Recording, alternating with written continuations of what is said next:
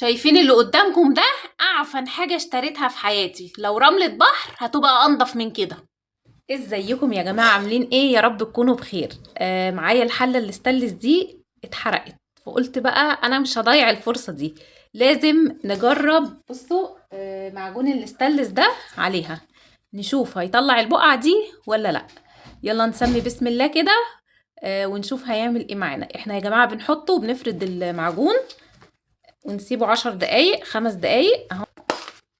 اهو بصوا كده يا جماعة، اهو نسيبه 10 دقايق 5 دقايق اهو. نجيب حتة من المعجون اهو كده بايدينا كده، تمام، ونفرش المعجون كده اهو على الحرق بقى، على الحتة اللي انت عايزة تلمعيها. ده ملمع استانلس بيشيل البقع اللي في الاستانلس وبيلمع الاستانلس. فقلنا ايه، نشوف بقى هيعمل مع الحلة ايه، هيطلع البقعة ولا لا. بيتساب يا جماعة من 10 ل5 دقايق اهو. بصوا هي سودا من جوه وحالتها بالبلد.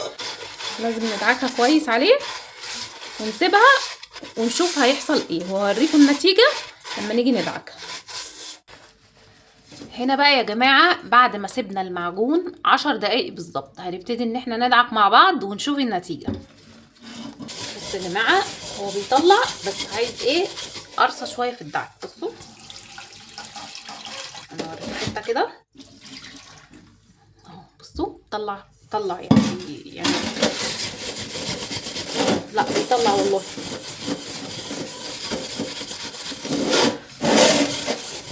شايفين يا جماعة؟ بصوا السلكة اللي هي الناشفة دي.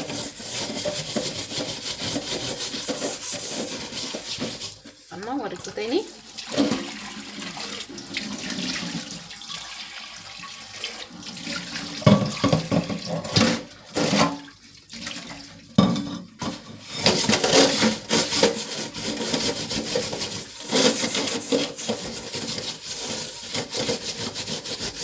بصوا مطلعش اكتر من كده.